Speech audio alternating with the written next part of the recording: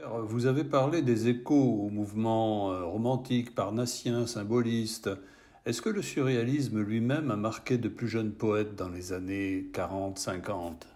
Oui, alors ce qu'on peut noter quand même, c'est qu'il y a un certain décalage. Par exemple, dans les années 30, il y a encore, à toute fin pratique, pas de traces du surréalisme au Québec, y compris chez le groupe de la relève Saint-Denis-Garneau dont j'ai parlé précédemment, et on ne peut pas dire non plus que Grandbois, qui commence à écrire dans les années 30, soit surréaliste.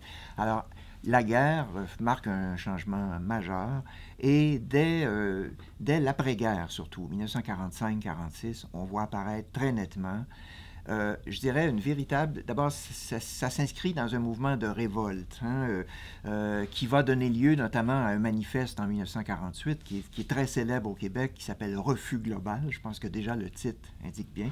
C'est une révolte contre l'oppression catholique qui pèse sur le Québec, mais surtout contre tout ce qui empêche la liberté totale de l'imagination, qui empêche les forces créatrices de s'exprimer.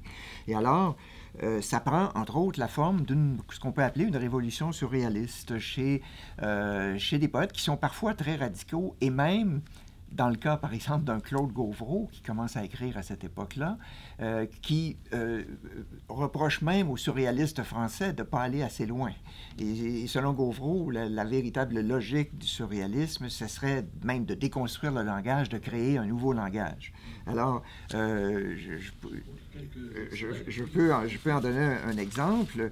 Alors, ça donne ceci, par exemple. Alors, c'est un... Chez Gauvreau.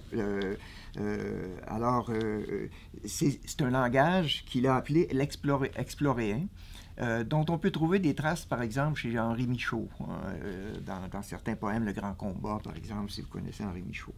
Alors, c'est un poème à une femme, mais assez étrange.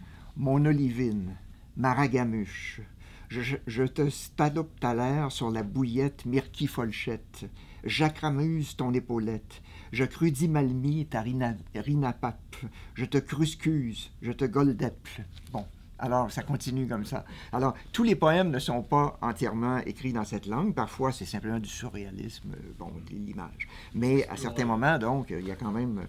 Alors donc, mais Gauvreau est une figure influente quand même, mais qui n'a pas été imitée vraiment. Et en général, ses contemporains et ceux qui vont du côté du surréalisme, je pense au jeune Paul-Marie Lapointe qui commence à écrire à cette époque-là, et que lui-même, d'ailleurs, Gauvreau va épauler, parce que Lapointe n'avait que 19 ans. Je pense à Gilles Hénaud aussi, ou à Roland Giguère. Tous ces poètes-là pratiquent un surréalisme, disons, plus, tout de même, plus apaisé. Plus...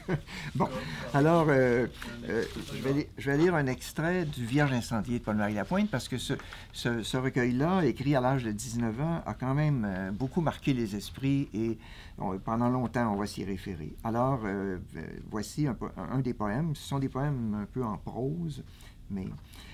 Je ne sais pas vivre, champignons dans les huttes, cloison du crâne. Je ne sais pas vivre, les moutons de salpêtre broutent ma barbe, lèchent mes lèvres.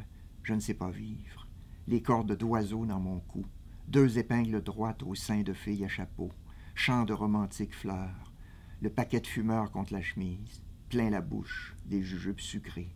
Je ne sais pas vivre, les livres sont les étagères de mon histoire. Bon. Alors, donc, l'image est très libre, très surréaliste.